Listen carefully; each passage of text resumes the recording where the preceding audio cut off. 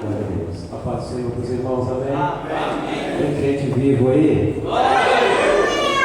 Se tem crente vivo, aproveite que você já está de pé, abra a palavra de Deus no Evangelho segundo escreveu São Mateus, capítulo de número 8. Enquanto os irmãos encontram São Mateus, capítulo de número 8, quero glorificar a Deus por essa rica oportunidade, por mais uma vez estar aqui, para poder ministrar a sua bendita e santa palavra. Quero glorificar a Deus também pela vida do pastor Valdemar, um amigo de muitos anos, capítulo de número 8 do Evangelho segundo escreveu São Mateus. Quero também glorificar a Deus pela vida desse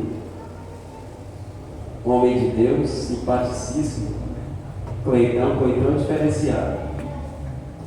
Eu nunca me lembro de ter chegado perto do Cleitão e ter enxergado alguma tristeza. Não sei se às vezes a gente vê o homem, a casca, mas Deus conhece por dentro. Eu quero dizer para você que a sua alegria ela costuma contagiar outras pessoas. Continue assim, Deus continue abençoando o Senhor, a sua família, que Deus abençoe. Amém? Glorifico a Deus também. Silvio, né, mais conhecido como Bádio, bem, há muitos anos, né? Muitos anos. Eu era menino, pela vida do profeta aqui, Deus abençoe, de uma forma extraordinária. Deus abençoe toda a igreja, do Silvio em casa, como estou aqui, amém? Glória a Deus. Mateus capítulo de número 8, quem encontrou pode dizer amém? Vamos ler só o versículo de número 14. A epígrafe do texto diz assim: a sogra de Pedro. E Jesus, entrando na casa de Pedro, viu a sogra deste jazendo com febre, e tocou-lhe na mão, e a febre a deixou, e levantou-se e o serviu. E levantou-se e o serviu. Vou tomar pelo assento. Eu acho que tem um hino, uma canção. Eu acho que quem compôs ela dentro da Arca de Noé. Acho que essa nova geração vai conhecer, né, pastor Valdemar? Tem uma parte da história, da nossa história, que às vezes algumas coisas que acontecem, elas acontecem para marcar a nossa história. E um hino muito antigo que diz assim: há muitos feridos que choram de angústia e dor, clamam por proteção e por paz.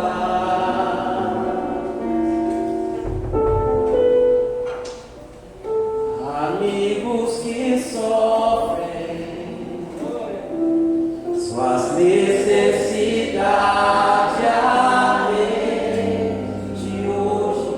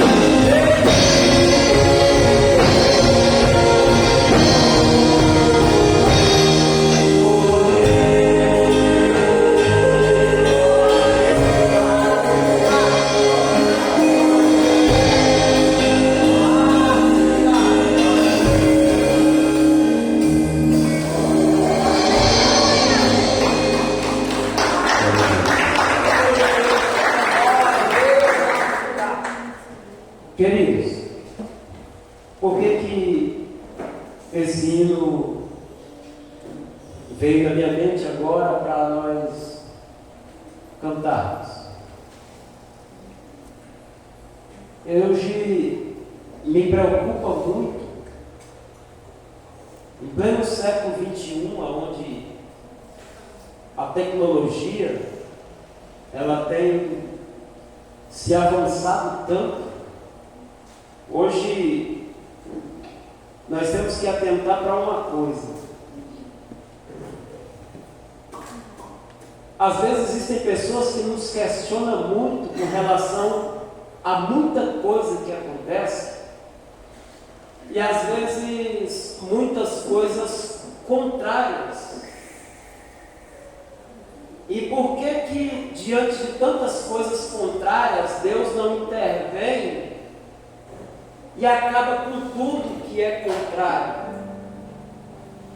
Na realidade, o Deus Santo, Criador dos céus e da terra, conhecedor de tudo, ele possui um atributo chamado presciência, ou seja, o que seria a presciência de Deus. Deus tem presciência da minha, da sua, das nossas vidas. A coisa ainda nem aconteceu e Deus já sabe o que vai acontecer. Deus sabe como é que vai ser o seu amanhã. Deus já sabia como é que seria o seu dia hoje. Só que diante do avanço da tecnologia, existem coisas que, dentro do seu crescimento, ele contribui muito para a propagação do Evangelho. Muitas coisas chegaram para facilitar, só que dentro dessa facilidade que a tecnologia ela está ao nosso alcance, muita coisa tem feito com que muitas pessoas venham queimar etapas da vida. Existem coisas que a sua criança demoraria pelo menos, no mínimo, 5 anos para que ela viesse a chegar ao conhecimento. Na realidade, por conta da tecnologia, ela já conhece, já chegou nas mãos dela.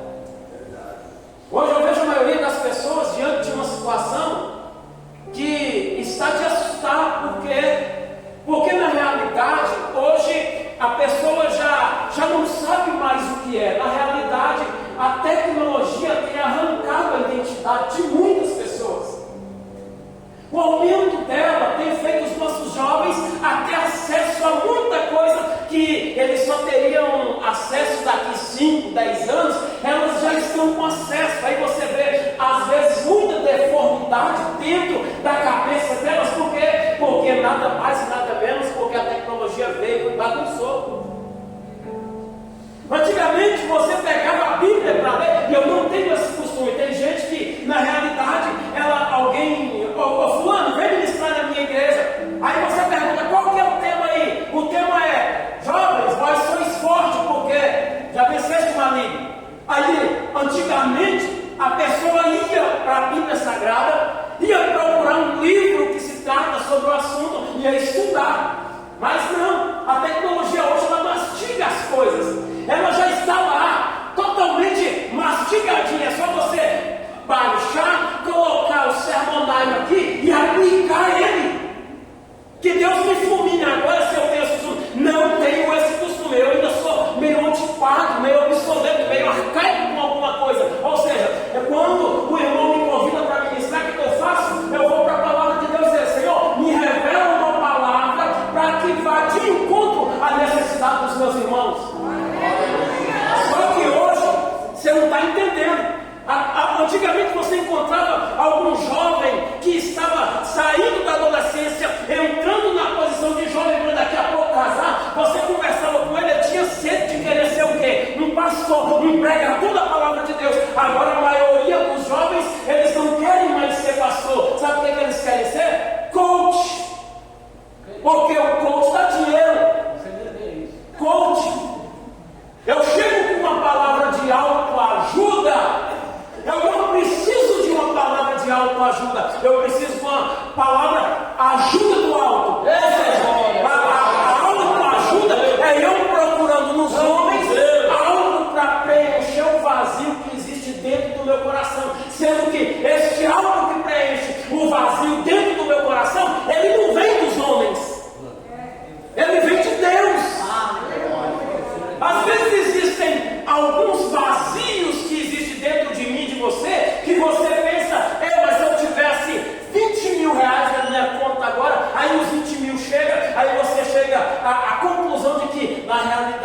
necessidade não é aqueles 20 mil. Aí você pensa, poxa, eu pensei que era. Tem pessoas que pensam que dinheiro, a pessoa que só possui dinheiro, ela é a mais pobre que existe na face da terra. Meu Deus! A minha família, eu tenho 47 anos de idade, o pastor Valdemar conhece quase todos os meus irmãos, nós somos 9 irmãos, 9. Eu desafio algum de vocês aí, que foi no posto de saúde e me viu lá. Aí você fala assim, por que o senhor tem condição financeira para pagar um hospital particular? Não, é porque eu sou rico de saúde. A minha família é gigantesca, eu nunca ouvi alguém dizer, você viu aí a família do pastor Valdir Simão? Morreu de câncer. Minha família é daquele tipo de pessoa que morre com 90, com 80 anos de idade. Agora hoje eu não sei por quê. Porque nós viemos para a casa de Deus e crente é farturento. Pensa na vida do crente. Quando o crente fala assim, irmão, vamos fazer um churrasco, traz aquele kit crente. O que é o kit crente? O quilo de contra filé e a Coca-Cola. Tinha um irmão lá da igreja onde o Cleiton congregava, que ele falava assim, como é que é? Aquela negona do sutiã vermelho. A Coca-Cola.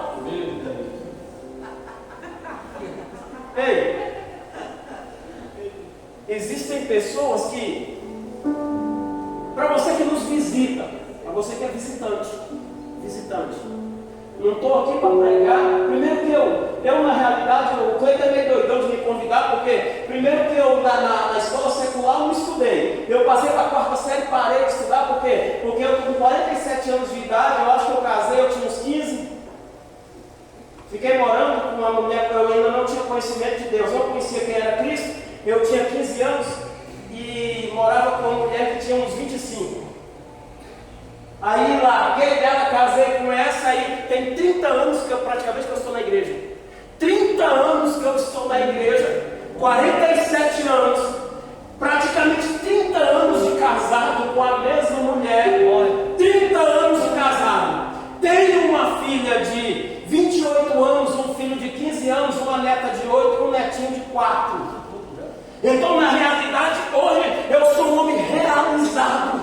Aí existem pessoas que têm tudo isso que eu disse, aí nunca falta o franguinho com piqui dia de domingo. Às vezes, se falta o franguinho com piqui dia de domingo, é porque enjoou de frango com piqui, às vezes quer comer uma carninha assada, ou então uma carne de forno, ou uma coisa assim. Mas na realidade, aí existem pessoas que têm saúde, têm família, sentam em volta da mesa todo domingo, ali tem coragem de olhar para cima e dizer, eu não tenho nada, eu não alcanço nada. Por que a minha vida não é igual a da fulana de tal? Ou a minha vida é igual do fulano de tal? Por que a minha casa não é daquele jeito? Aí você olha assim, e eu costumo dizer isso, que gratidão, gratidão é uma virtude, e é uma virtude que poucas pessoas possuem.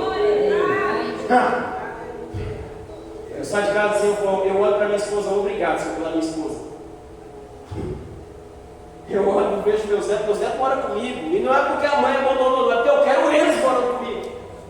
E todos os dias a minha filha e meu genro estão lá na minha casa, mas meus netos estão lá, e todo domingo está meus netos, meus filhos, meu genro, está tudo ali. O dia que não é franguinho com piqui, é o contra-filé com a Coca-Cola, com a irmã de sutiã preto, de sutiã vermelho, na minha mesa. O que eu quero dizer com isso? Existem pessoas que me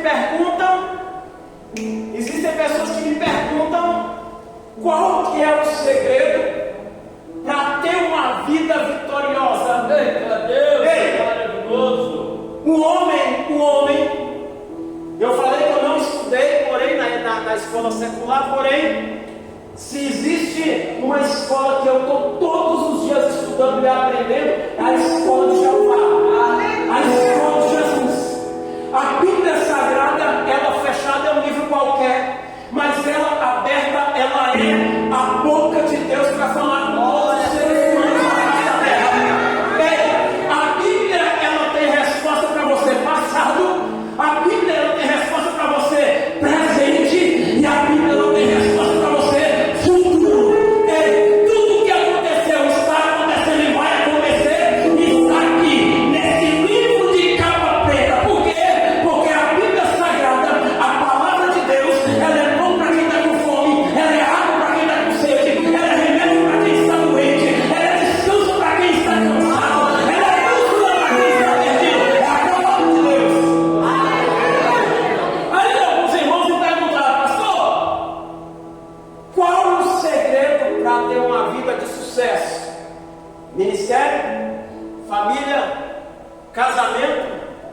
sonhos, projetos.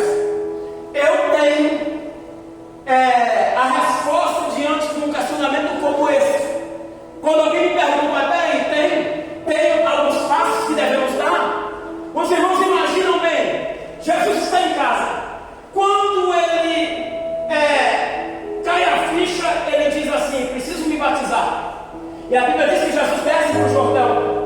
Só que Jesus desce para o Jordão, e para você que está aqui que não sabe o simbolismo do batismo nas águas, que é muito diferente do batismo aonde os nossos irmãos católicos eles costumam batizar as crianças. Primeiro erro: o batismo é para quem já saiu do período da inocência e já está no período da consciência. Ou seja, como é que eu batizo uma criança se ela ainda está no período da inocência? Ela nem sabe o que ela quer direito. Então quando você pergunta, por que Jesus Cristo só batizou com 30 anos de idade? Aí você observa bem, Jesus sai de casa. O simbolismo do batismo qual é? O simbolismo do batismo é onde você desce as águas do batismo e você sepulta a velha criatura e renasce a nova criatura para Deus.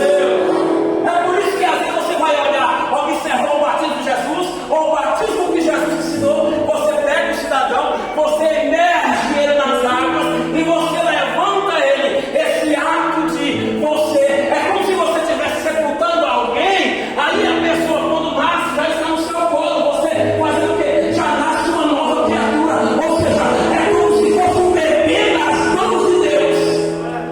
Aí o que acontece? O simbolismo do batismo, você sepulta a velha criatura e renasce uma nova criatura para Deus. Aí se alguém perguntar para você, você fez um compromisso com Deus ontem, aí alguém perguntar para você, quantos anos você tem de vida? Opa, eu tenho só um dia de vida. Por quê? Porque eu renasci, eu sou uma nova criatura, as coisas velhas se passaram, o meu alvo é olhar para frente, o meu passado que tanto me estragou, ele ficou para trás. Eu tenho tanta lembrança ruim do meu passado, isso ficou para trás. Ou seja, você renasceu hoje uma nova criatura, renovação de mente, a metanoia. O que quer dizer isso? A sua mente é renovada, a sua mente é transformada. Por quê? Porque Deus trabalha dentro da sua mente para mudar a história. Aí você já observa que Jesus desce para ser batizado. A Bíblia diz que quando Jesus pisa no Jordão para ser batizado, a Bíblia diz que quando ele entra no Jordão e ele desce as águas do batismo, a primeira coisa que acontece, a Bíblia diz que os céus se abrem. A segunda coisa que acontece, a Bíblia diz que o Espírito desce. A terceira coisa que acontece, a Bíblia diz que Deus fala com Jesus. A quarta coisa que acontece, Jesus sai mais do que depressa das águas. E a quinta coisa, Jesus passa a ser conduzido pelo Espírito. Ei, aí você começa já a entender. A Bíblia diz que Jesus desce. A primeira coisa que acontece, os céus se abrem. A segunda coisa, o Espírito desce. A terceira coisa, Deus fala. A quarta coisa, Jesus sai mais do que depressa das águas. A quinta coisa, Jesus passa a ser conduzido pelo Espírito. Ei, a primeira dica para você que quer ter uma vida abençoada, sonhos, projetos, casamento, família, a primeira coisa é o céu se abrir. Se o céu estiver aberto sobre a tua vida, as coisas vão dar certo. Se os céus estiverem abertos sobre os teus sonhos, os teus sonhos vão se realizar, os teus projetos sairão do papel. Por quê? Porque se os céus estiverem abertos, não tem capeta no inferno que te pare, não tem capeta no inferno que te pare, não tem macumba que te pare, não tem fofoca que te pare. Por quê? Porque os céus estão abertos sobre você. Aí eu te perguntei, por que o ministério dele é abençoado? Porque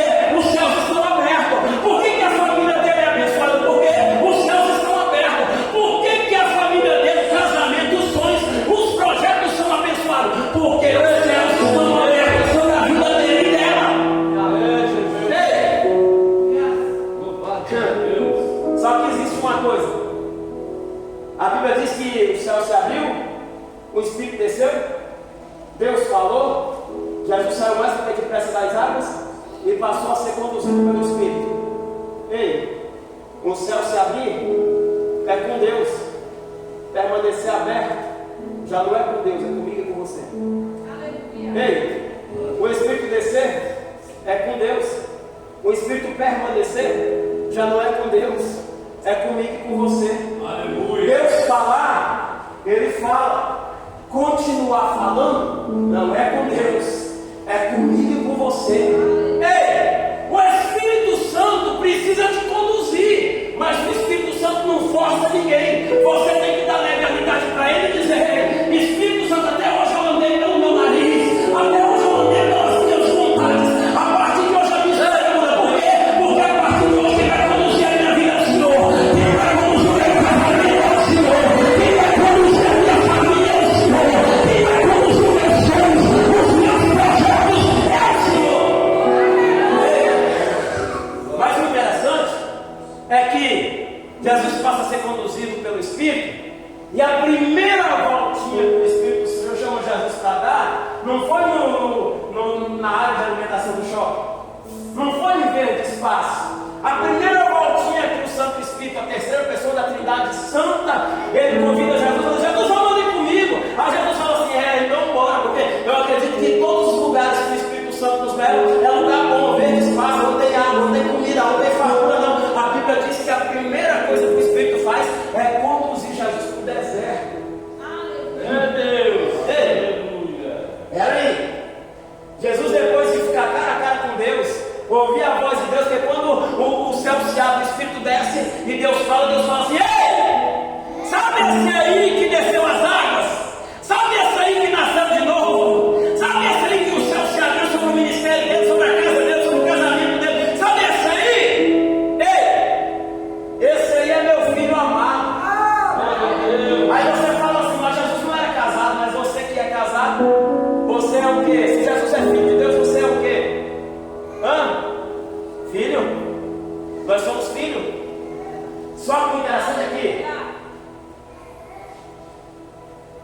Jesus, quando sai do deserto, aí tem pessoas que pensam assim: pô, o Espírito Santo vai levar Jesus logo para o deserto? Ei, só existem 3 formas do homem parar no deserto. Quantas formas? Mais fortes. Quantas formas? Só existem 3 formas. Toda vez que você ouvir a palavra vale, deserto na Bíblia é um lugar de solidão. Vale, deserto é um lugar de solidão, um lugar de lágrima, um lugar de choro, um lugar de tristeza. Só que o Espírito Santo, ele leva Jesus para ir para o deserto. E só existem 3 formas do ser humano ir parar no deserto. Como? Primeiro, quando Deus leva. Segundo, quando o diabo leva. Terceiro, quando a gente entra com as próprias pernas. Ei, a sua vida está abençoada. Aí Deus fala assim: vamos dar uma voltinha ali no deserto? Ei, deserto não mata crente. Deserto é escola, faculdade. O crente entra derrotado dentro do deserto e sai totalmente revigorado. Soldados somos de Jesus. Valeu a pena esperar. Oh, glória a Deus. Aleluia, Deus. Valeu a pena confiar. Ei,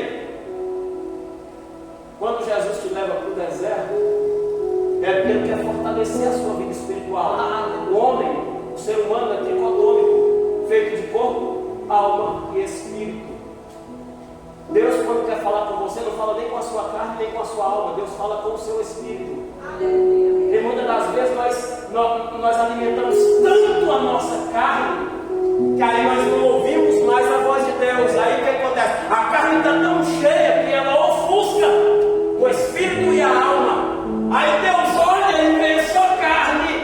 Aí Deus fica doido para ter aquele tete a tete, olho no olho, nariz com você. Aí de vez em quando Deus fala assim: só com a carne cheia você não vai me ouvir e nem tampouco me ver. Então vamos lá para o deserto, porque lá no deserto você vai gritar, meu Deus. Lá no deserto você vai chorar. E eu vou estar lá, porque ainda que eu ande pelo vale da sombra da morte, eu não tenho medo algum, porque tu estás comigo. O teu vale e o teu cajado me consola.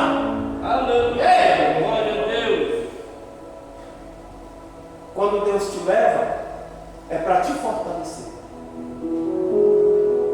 diabo te leva é para te destruir. Destruir teus sonhos, destruir teus projetos, destruir a tua autoestima. Mas quando você entra com as próprias pernas, já viu aquela pessoa que está longe de prova e está cantando, vou passando o livro, dando glória a Deus, aí de repente ela sente tanto falta de prova, que aí ela vai procurar prova, e ela entra dentro do deserto, dentro do vale. Rapaz, entrei no vale aí, pastor, já está irado. Aí Deus falou assim, não, já não tem nada a ver com isso, não, foi você que entrou. Só que era tão interessante, ainda que eu ande pelo vale da sombra da morte, não preciso saber o que Cristo faz comigo. Ou seja, Deus é tão misericordioso que você entra nos vales da vida com as suas próprias pernas, Ele vai lá e te tira de lá.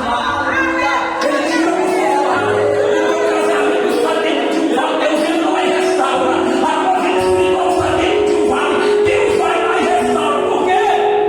Porque Ele é Deus e te ama. Bora. Aí você fala assim, pastor, mas o senhor leu um texto que não tem nada a ver. Como que não tem nada a ver? Depois que Jesus desce do deserto, ele desce para Nazaré, cidade natal. De repente ele entra dentro da sinagoga e quando ele começa a pregar, os irmãos expulsam ele de dentro da igreja. Ei, os irmãos expulsam Jesus de dentro da igreja. Ei, você não ouviu? A critalhada que estava dentro da sinagoga expulsaram Jesus de dentro da igreja. Por quê? Porque Jesus estava pregando a verdade. Oh Deus! Ei, aleluia! Eu falei que o Coelho é doidão de me chamar para pregar. Porque eu não vou pregar chave de casa, chave de carro, chave de apartamento. Eu vou pregar a palavra. A palavra de Deus. Antes de Deus te dar tudo isso, primeiro Ele quer salvar a sua alma, o seu espírito. Ei, quando Jesus entra dentro da sinagoga, os irmãos expulsam Jesus de dentro da sinagoga. Ei, sabe essas igrejas abarrotadas que você vê e está lotado de gente? Cheio de lampireiro dentro da igreja. Eu vou para a igreja porque Deus vai restaurar o meu casamento. Eu vou para a igreja porque Deus vai restaurar o meu ministério. Eu vou para a casa de Deus porque Deus vai restaurar a minha empresa que faliu. Cheio de lampireiro dentro da igreja. Eu falei que gratidão é uma virtude que poucas pessoas possuem. Muita gente ainda vem para dentro da casa de Deus para agradecer. Agradecer pelo pão, agradecer pela saúde, agradecer pela família, agradecer pelo casamento, agradecer pelo pastor que tem, pela igreja que tem, agradecer pelo ministério, agradecer porque Deus está cuidando. Agora eu te pergunto, aquela igreja expulsou Jesus de dentro dela, mas o culto continuou acontecendo. A equipe de louvor continuou cantando, as irmãs continuaram cantando, os jovens continuaram na mesma pegada. Ei, aí eu te pergunto, e a igreja que Jesus não está dentro dela? Aí como assim você descreve uma igreja que está cheia da glória e da graça de Deus, quando a pessoa começa a chorar e dizer, Senhor, eu não sou ninguém, o Senhor é tudo. Eu não mereço nada, o Senhor ainda me ama. Jesus é aquela coisa assim, você não vale nada, mas eu gosto de você.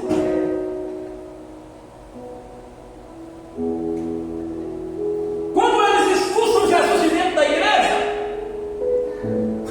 porque na realidade, quantidade nunca atraiu os olhos de Deus. O que atrai os olhos de Deus é qualidade. Onde tiver 2 ou 3 reunidos no meu nome, sim, Deus. Eu vou lá na igreja do pastor Valdemar, porque o pastor Valdemar é uma bênção. Sabe por que o pastor Valdemar é uma bênção? Porque ele serve Deus que é bênção.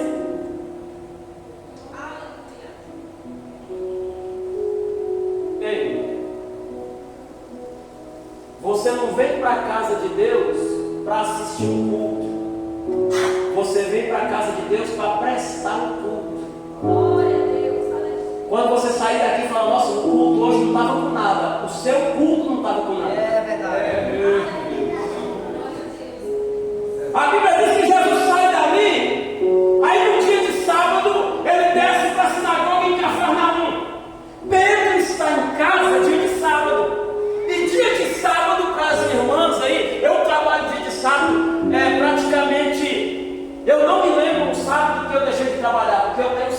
trabalho. Dia de sábado é o dia que eu mais trabalho.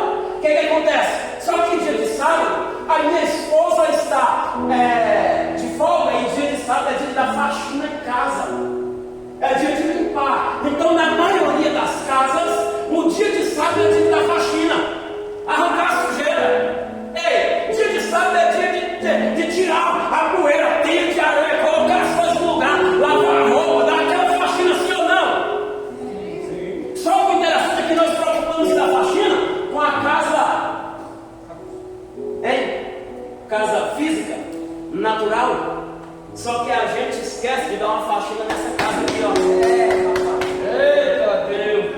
Essa casa aqui tá precisando de uma faxina. Tem tempo que eu não oro, tá precisando de uma faxina. Tem tempo que eu não jejum, tá precisando de uma faxina. Tem tempo que eu não visito os órfãos, as viúvas, tá faltando uma faxina. Eu já não sinto mais alegria, tá faltando uma faxina. Eu já não sinto mais aquele prazer de servir, tá faltando dar uma faxina. Eu não vou mais no culto de escola, no dominical, tá faltando uma faxina. Eu não vou mais no culto de varões, tá faltando uma faxina. Ei, Pedro está em casa e Pedro está com um problema dentro da sua casa. Qual que era o problema de Pedro? Mais forte, qual que era o problema de Pedro? Vocês? A sogra de Pedro era o problema dentro da casa dele. Aí você fala assim, pastor, o senhor está louco? Como é que o senhor fala uma coisa assim? Lê o texto que nós vemos. Lê o texto. E Jesus entrando na casa de Pedro, viu a sogra dele trazendo com febre, e tocou na mão e a febre da deixou, e levantou-se e o serviu. Ou seja, Pedro estava com problema onde? Dentro da casa dele. Aí você se perguntava, peraí, Pedro está com problema dentro de casa? E o problema de Pedro era a sogra. Então, na realidade, nosso irmão Pedro era casado, sim ou não? Alguém fala que ele foi o primeiro papa da história, então o primeiro papa da história era casado. Pedro está com um problema dentro da sua casa. O problema de Pedro era o quê? A sogra de Pedro estava enferma. De sábado, Pedro, quando ele levanta, ele olha, a sogra está em cima de uma cama com febre e não levantava. A febre tinha tomado conta dela, que ela só queria ficar deitada. Ou seja, o problema na casa de Pedro era a sogra. Eu não sei qual tipo de problema que você tem lá na sua casa. Eu não sei se é a sua sogra, eu não sei se é a sua vida financeira, eu não sei se é o seu ministério, eu não sei qual tipo de problema que tem lá dentro da sua casa. Mas imagine dia de sábado, dia de faxina. A sogra de Pedro está enferma. Jesus está dentro da sinagoga pregando. Pedro está se arrumando, se perfumando para ir para onde? Para a sinagoga.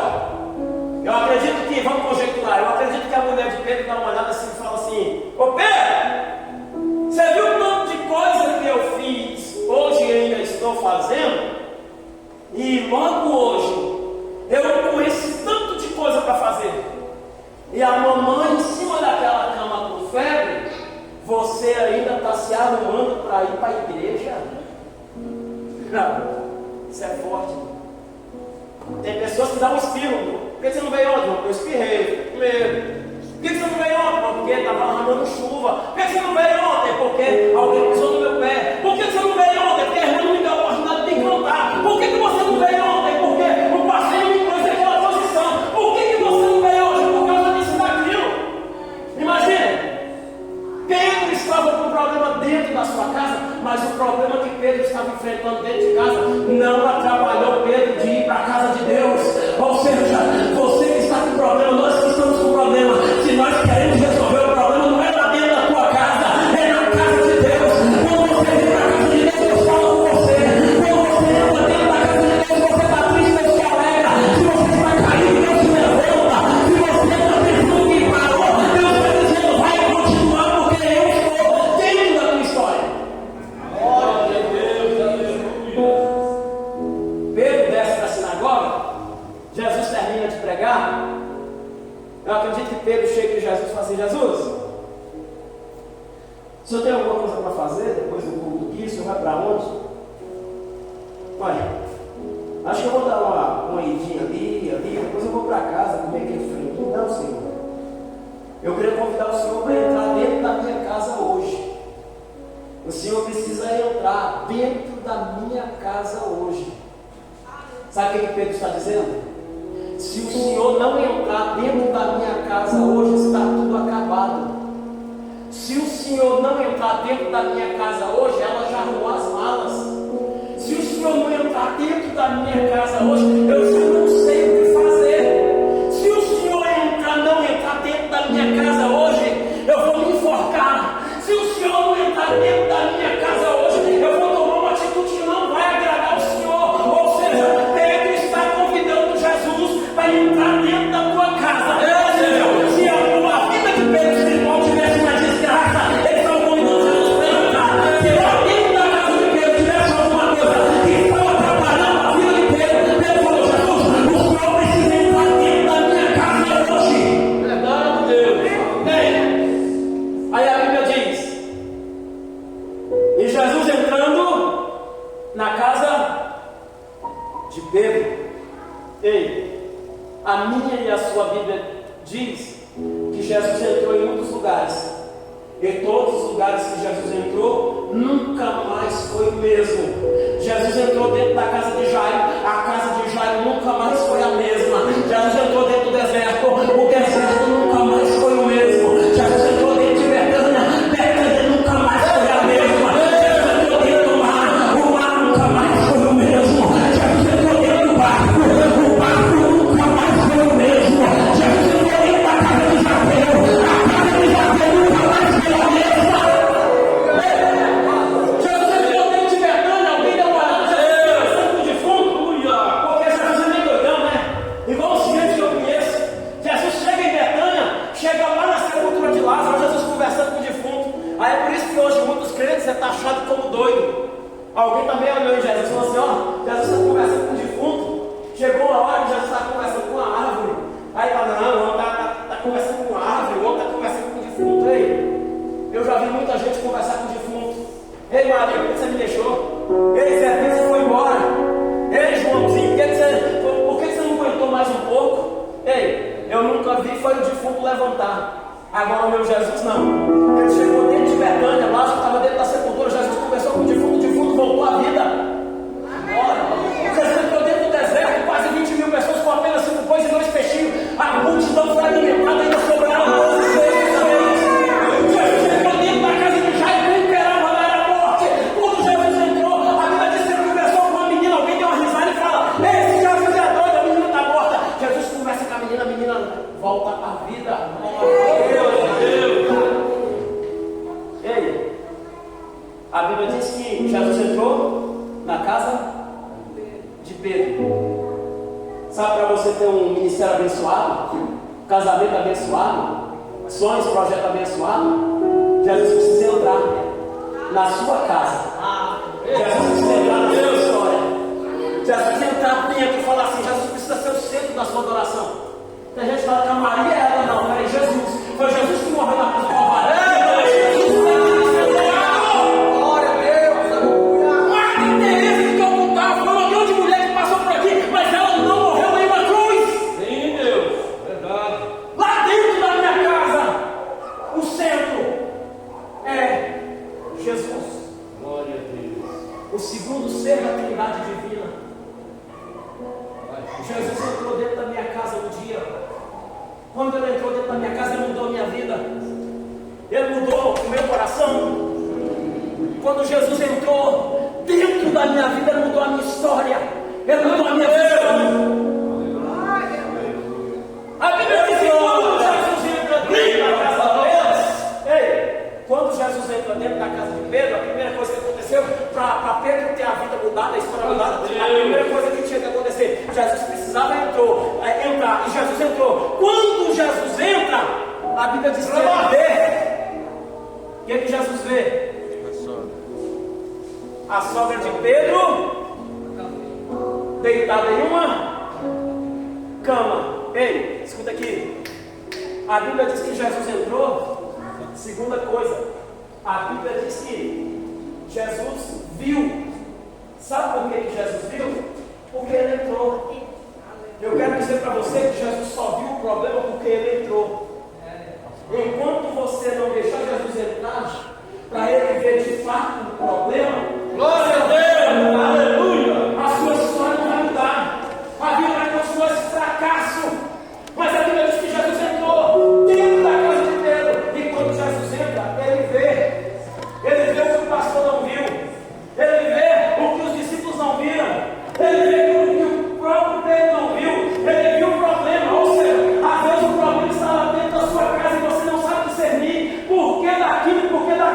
É porque existe um problema lá e você não está tendo que saber qual é o problema. A Bíblia diz que quando Jesus entra, ele vê o problema. Ou seja, existem pessoas que quando estão passando por problema, chamam o João, chamam o Zé, chamam a Maria. A Maria pode até ir, o João pode até ir, mas tem coisa que o dinheiro ele resolve, tem coisa que os médicos resolvem, tem coisa que um bom amigo resolve, tem coisa que um divã, que um psicólogo resolve, mas existem coisas que somente Jesus resolve.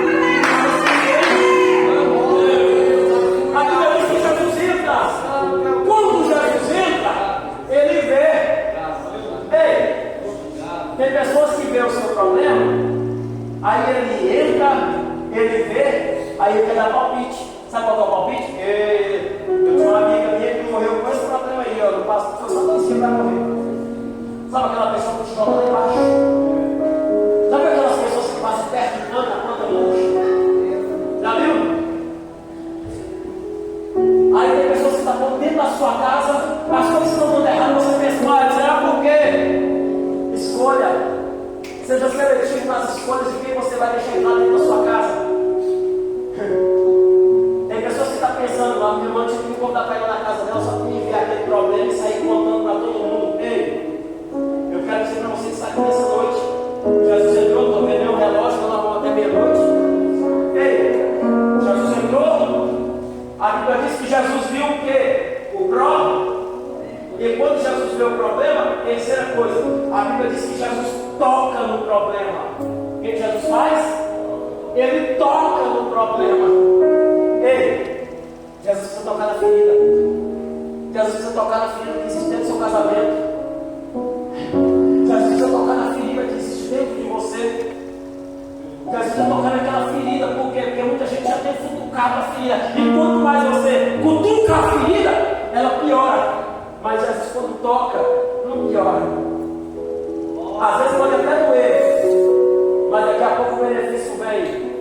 Jesus entra, Jesus vê, Jesus toca. Quando Jesus toca, 3 coisas acontecem. Primeira coisa que acontece, a Bíblia diz que o problema vai embora.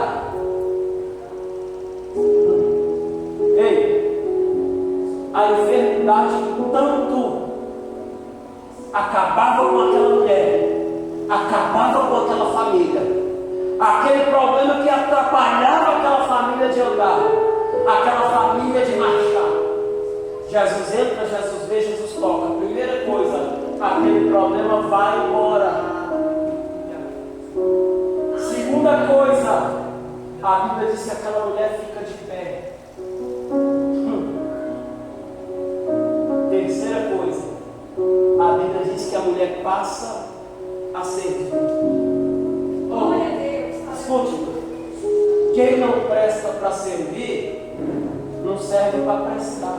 Entendeu? Nós somos servos.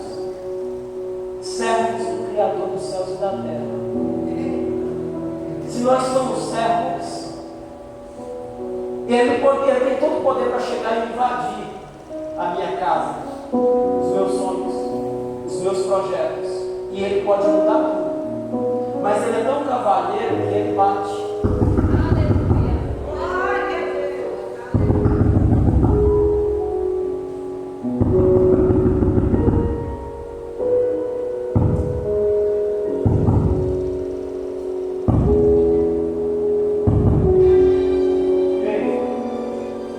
Você não abriu, Ele vira as costas e vai embora.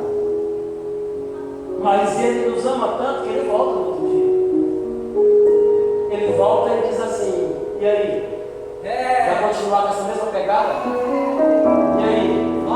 Vai continuar nessa mesma visão? E aí? Vai continuar com esse ministério lá embaixo? Com essa vida sentimental lá embaixo?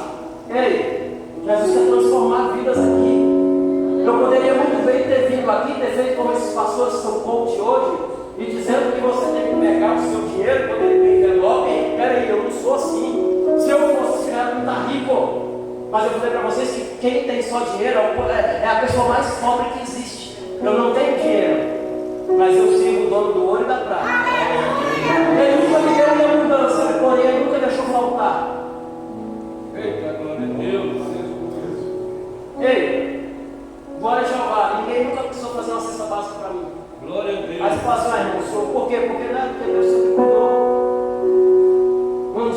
irmão, na pandemia, os salões fecharam e aquela coisa toda, o irmão chegou lá em casa com uma cesta básica gigantesca, só coisa boa. Só que eu poderia ter devolvido aquela cesta, por quê? Porque foi a época que eu mais trabalhei. Eu usei o terceiro olho, que é o cérebro, a inteligência que Deus me deu. Comecei a ligar para os clientes e falei assim: ó, nós não podemos abrir o salão, mas pode me dar o endereço, manda a localização que eu vou na sua casa. Eu vou te atender na sua casa. Eu cobro R$40 para cortar o cabelo. Eu chegava lá, eu cortava o cabelo deles, de repente eles: não, toma aqui, ó, 50, toma 50, toma mais 20 para pôr gasolina. E aproveita e senta na mesa que está na hora do almoço para almoçar. Glória a Deus. Glória a Deus. Ei, se você estiver no centro da vontade de Deus, Deus entrar na sua casa, Deus vê a sua situação, Deus vê a sua situação, você não precisa correr atrás das bênçãos, não, são as bênçãos. Glória a Deus. Irmãos, para finalizar, Deus entrou a convite de alguém. Deus entrou, Deus viu e Deus tocou. O problema foi embora, a mulher ficou de pé e passou a servir. Sabe o que eu quero dizer com isso? Imagina você chegar na casa de alguém, do irmão, e ele fala assim: irmão, não vai embora não, está saindo aquele café. Ou, casa de irmão tem que chegar café. Frango assado, bolinho saindo, eu chego na casa dos irmãos, eu até passo a bater mais, até fico assim, eu acabei de comer do irmão, não, saí, fiz um bolo de milho ali.